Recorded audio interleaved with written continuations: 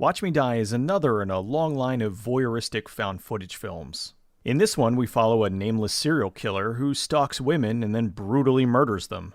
It's kind of like Maniac, only not good.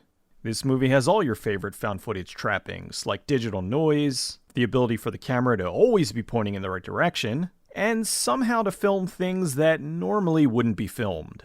Everyone in this movie was stupid. The first girl he kills, he's filming her while acting really weird, which sets off no red flags for her. Then he gets her to gag herself with duct tape. Okay.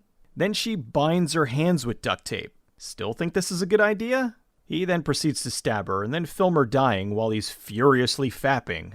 Well, I guess the name is advertised right on the tin. The movie essentially jumps from one long drawn-out murder sequence to the next. He meets a girl, gets her back to his place, gets her naked, and then kills them.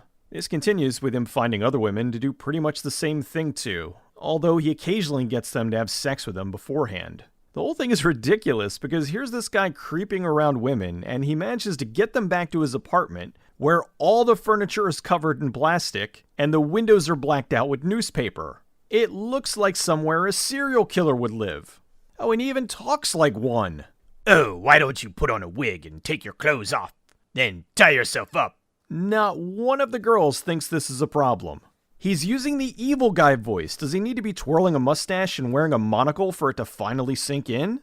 One girl kinda suspects something and almost leaves, but he convinces her to stay, which she regrets about a half hour later. Then there's this subplot about a female serial killer, and it's all just bad.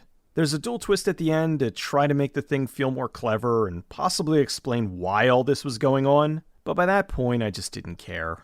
Most audiences, I think, would have tuned out long before it gets anywhere near this point. I'll give the movie some credit. It does at least look good for what it is, and they mix it up with more than just one location. Each of the girls in the film are very attractive, and I'm kind of stunned they were able to convince pretty much all of them to strip for what is essentially a fake snuff film. Watch Me Die is the kind of found footage film I just don't like. It's got a threadbare plot, what I can only assume is lots of improv, I'd hate to think they wrote this dialogue, and a constant flailing of the camera. It's awful people doing stupid things and winding up dead. Not what I'd call a good time.